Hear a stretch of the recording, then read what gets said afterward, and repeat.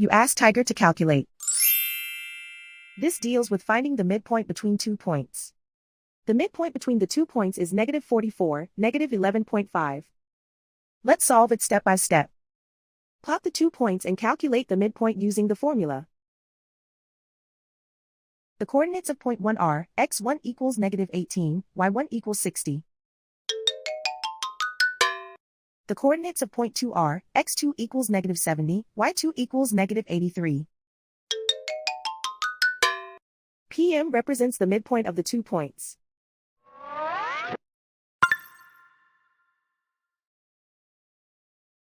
Use the x values in the midpoint formula to find the midpoints x.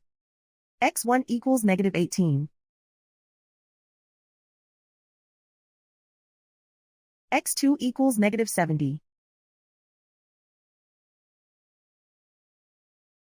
Simplify the arithmetic.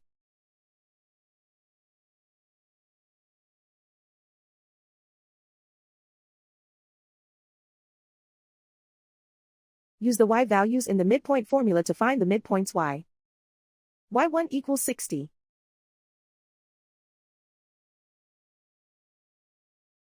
y2 equals -83. Simplify the arithmetic.